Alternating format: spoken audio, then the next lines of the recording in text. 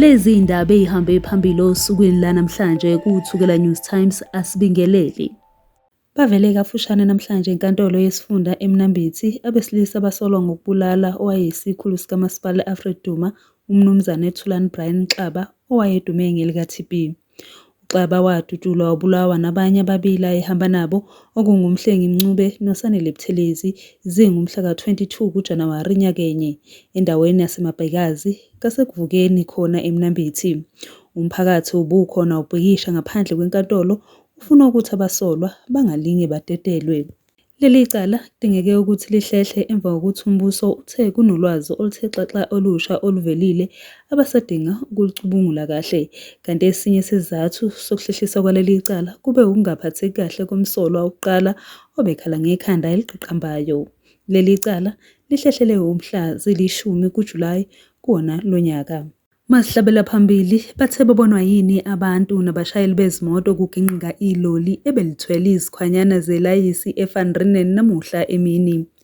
Leli loli liginqike lashaya amankeyane phakathi komgwaqo maqede ilayisi lachithela kagcwala umgwaqo. Abantu ababehamba ngezimoto kanye nababehamba ngezinyawo bazitapele kulezi zikhwanyana zelayisi bakhala bemuka.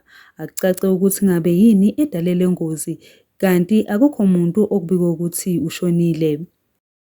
Siphetha ngoluthi ezokuphepha ziqinisiwe ngendlela emangalisayo ngaphandle komuzi kaKhomishana wamaphoyisa KwaZulu-Natal uLieutenant General Nhlanhla Mkhwanazi eThekwini kulandela inkulumo yakhe ayenze esithangamini sabezindaba izolo.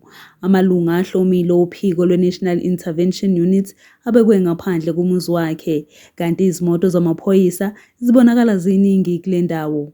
uMkhwanazi usole ungqongqoshe wamaphoyisa uSenzo Mchunu kanye nephini likaKhomishani kazwelonke uShadrack Sibiya ngokuxambukela ophenyweni olubucayi lokubulala oluthinta ipolitiki okuhlanganisa nokuhlakazwa kwethimba le-Political Killings Task Team. UMengameli Cyril Ramaphosa njengamanje obehambela ingqungquthela ye-BRICS ukuvumile ukuthi lolu daba lubucayi futhi wanxusa ukuziphatha kahle nokuzithiba ngenkathi ethembisa ukulungisa lolu daba lapho ebuya.